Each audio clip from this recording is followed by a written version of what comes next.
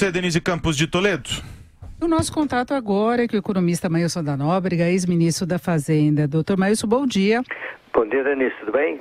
Então, Mailson, chegando no final do ano, já dá para fazer um balanço um pouco mais preciso do que foi 2017. Agora, complicado é fazer a projeção para 2018, ano de eleições. Ficou em aberta a questão da reforma da Previdência. Tivemos uma surpresinha de final de ano, que foi a decisão do ministro Lewandowski de suspender algumas medidas tomadas pelo governo para tentar melhorar um pouquinho as contas no próximo ano, não é? Como é que o senhor vê a situação? Olha, Denise, em primeiro lugar, o ano está terminando muito melhor do que se pensava, né? Teve gente que previa a recessão novamente em 2017, a maioria das estimativas andava por volta de 0,5%, 0,7% de crescimento a partir de meados do ano, e provavelmente vamos terminar com um crescimento ainda medíocre, mas bem maior, de 1%, né?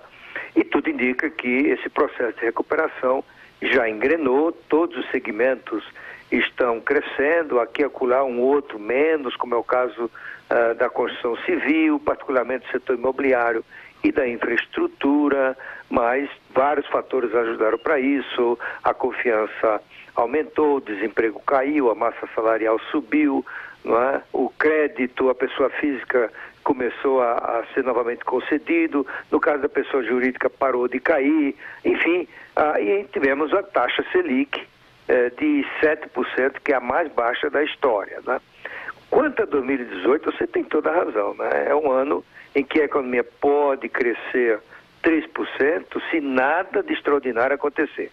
Mas como você bem mencionou, com a adição do ministro Lewandowski, o Brasil é um país onde não se morre de tédio, né? Ninguém imaginava que o Lewandowski, no apagar das luzes de 2017, tomaria uma decisão de cunho corporativista como esse, né? É uma coisa triste de ver. E agora é uma confusão, né? Porque o aumento poderia entrar em vigor em 1º de janeiro e o Supremo só vai decidir sobre isso, sobre pedido do governo, a partir de fevereiro. Realmente é um país muito complicado. Mas tem duas coisas mais complicadas que podem mudar para pior esse clima de recuperação para 2018.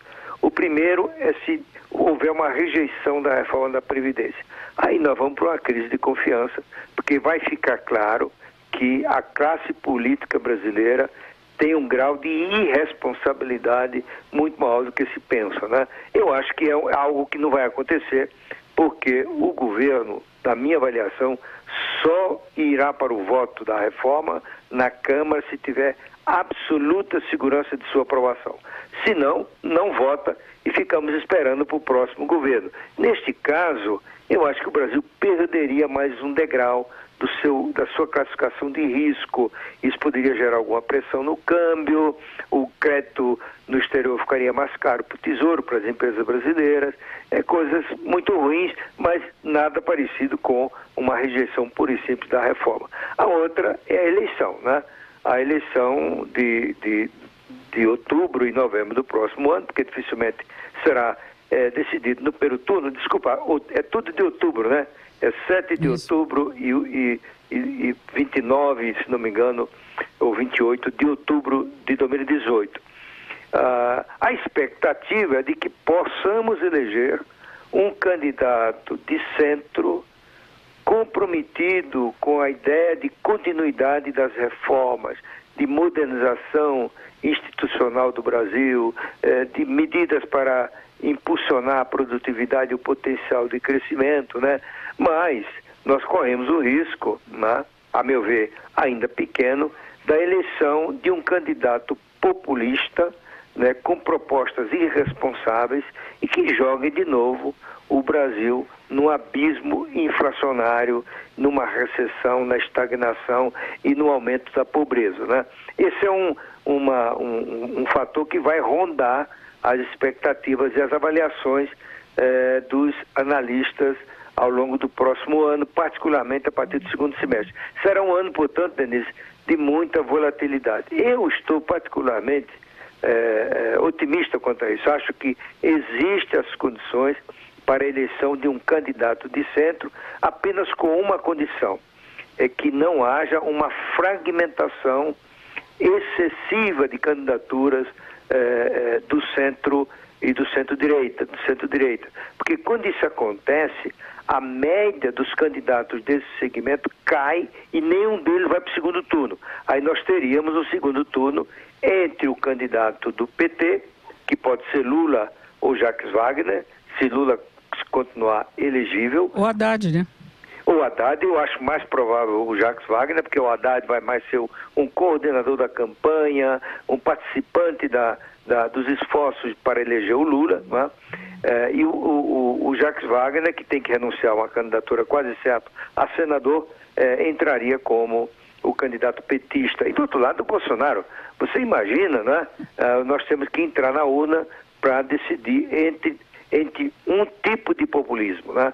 Claro, Lula sempre ele pode dizer que é uma metamorfose ambulante, que ele vai se preocupar com a responsabilidade macroeconômica, mas o discurso dele dos últimos dias tem sido tão radical que eu acho difícil, né, que ele consiga uma reversão, porque ele está dizendo que vai fazer um plebiscito, ele diz referendo, mas é plebiscito, um plebiscito para revogar o teto de gastos, a reforma trabalhista e outras medidas estruturais adotadas no governo Temer. Não seria a mesma postura do Lula da primeira eleição dele, quando ele tentou apaziguar os ânimos de mercado financeiro. Muita coisa rolou, tem uma questão de vingança. Isso, né? Denise. E Bolsonaro assume um discurso liberal que a gente não pode acreditar. Ele pode ter uma postura de primeira hora e depois dispensar supostos liberais que estivessem com ele, né?